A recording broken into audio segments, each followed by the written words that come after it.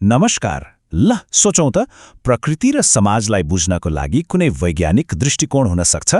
आज हामी यस्तै एउटा दृष्टिकोण द्वन्द्वात्मक र ऐतिहासिक भौतिकवादको बारेमा कुरा गर्दैछौं, एकदमै सरल तरिकाले यसको जगदेखि टुप्पो समय पुग्ने गरी। हाम्रो यो विश्लेषण यही प्रश्नबाट सुरु हुन्छ, के संसार, समाज र इतिहासको जुन विकास छ त्यसलाई बुझ्ने कुनै वैज्ञानिक तरिका होला? यो विश्व दृष्टिकोणले ठ्याक्कै यही प्रश्नको जवाफ खोज्ने प्रयास गर्छ। हाम्रो लक्ष्य एकदमै स्पष्ट छ, आधारभूत कुराहरूबाट सुरु गरेर यसको व्यावहारिक प्रयोगसम्म पुग्ने, ताकि यो विश्लेषणको अन्त्यसम्ममा यो विश्व दृष्टिकोणलाई बुझ्ने एउटा स्पष्ट खाका तयार होस्। हाम्रो यात्राको नक्सा यस्तो रहनेछ।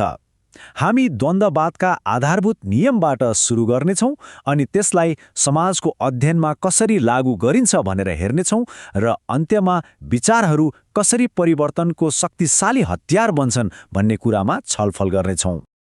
ल, हाम्रो पहिलो खण्ड हो द्वन्द्ववाद। यो यस्तो दृष्टिकोण हो जसले प्रकृतिलाई स्थिर, छुट्टा-छुट्टै वस्तुहरूको थुप्रोको रूपमा हेर्दैन, बरु एउटा गतिशील र आपसमा एकदमै गहिरोसँग जोडिएको प्रणालीको रूपमा हेर्छ। यो दृष्टिकोण खासमा चारवटा आधारभूत नियममा टिकेको छ। पहिलो हो अन्तर्सम्बन्धितता, मतलब कुनै पनि कुरा एक्लै हुँदैन।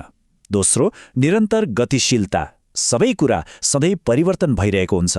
तेस्रो, र यो चाहिँ निकै रोचक छ, परिवर्तन बिस्तारै जम्मा हुँदै गएर अचानक एउटा छलाङ मार्छ। र चौथो, परिवर्तनको कारण बाहिर होइन, वस्तुभित्रै रहेको अन्तर्विरोधमा हुन्छ। द्वन्द्ववादको यो तेस्रो नियम साँच्चै नै रोचक छ। यसले के भन्छ भने परिवर्तन सधैँ सोझो र एकनासको हुँदैन, बरु ससाना, कहिलेकाहीँ त नदेखिने परिवर्तनहरू पनि जम्मा हुँदै जान्छन् र एउटा खास बिन्दुमा पुगेपछि अचानक त्यो पुरै प्रणालीमा नै ठूलो रूपान्तरण हुन्छ। यसलाई बुझ्न पानीको उदाहरण सबैभन्दा राम्रो छ। ल हेर्नुहोस् है, पानीलाई 98 डिग्रीबाट 99 डिग्रीमा तताउँदा के हुन्छ? खासै केही हुन्न, पानी पानी नै रहन्छ। यो सामान्य परिमाणात्मक परिवर्तन हो। तर जब तापक्रम जम्मा 1 डिग्रीले बढेर 100 मा पुग्छ नि, हो त्यो हो टिपिङ पोइन्ट। त्यहाँ पुग्ने बित्तिकै अचानक पानीको गुण नै बदलिन्छ र त्यो पाफ बन्छ। हो, यही हो गुणात्मक छलाङ। यसको मतलब के हो भने विकास भनेको केवल बिस्तारै बढ्दै जाने प्रक्रिया मात्र होइन, यो त साना साना परिवर्तनहरूको संग्रह हो जसले अन्त्यमा प्रणालीमा नै एउटा क्रान्तिकारी फड्को मार्छ। प्रकृतिका यी नियमहरू त बुझियो, तर के यिनलाई मानव समाजको विकास बुझ्न पनि प्रयोग गर्न सकिएला? हो, सकिन्छ। र ठ्याक्कै यहीँबाट ऐतिहासिक भौतिकवादको अवधारणा सुरु हुन्छ।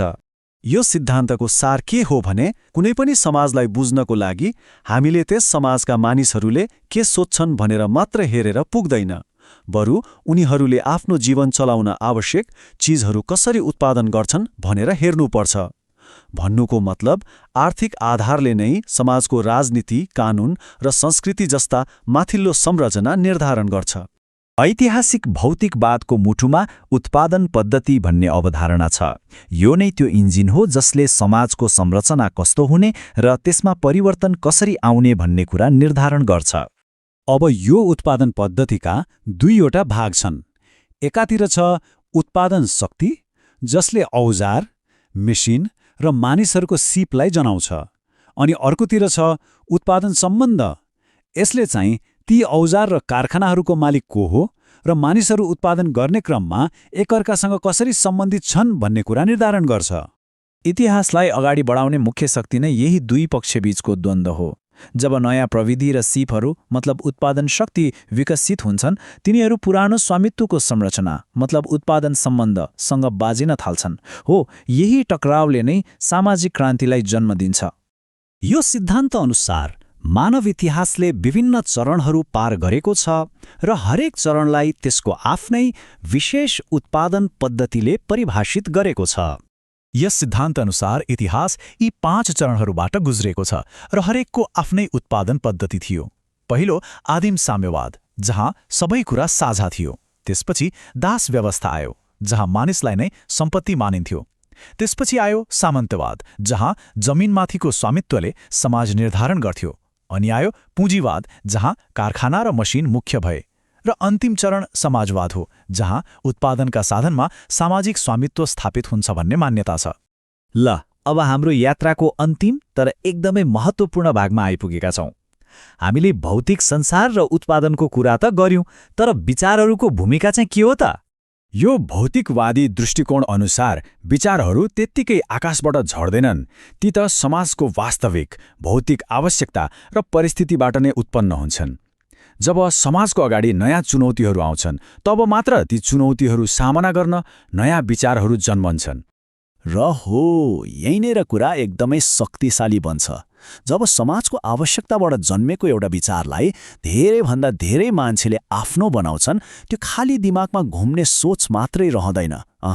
त्यो त एउटा वास्तविक ठोस शक्तिमा बदलिन्छ।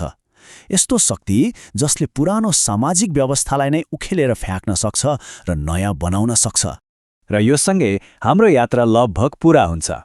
हामीले द्वन्द्ववादका नियम र ऐतिहासिक भौतिकवादका केही उपकरणहरूलाई बुझ्यौं। अब अन्त्यमा एउटा प्रश्न सोच्नको लागि छोडौं। यी उपकरणहरू प्रयोग गरेर हेर्दा आजको समाजको सबैभन्दा ठूलो आन्तरिक अन्तर्विरोध के होला? यो एउटा विचारणीय प्रश्न हो।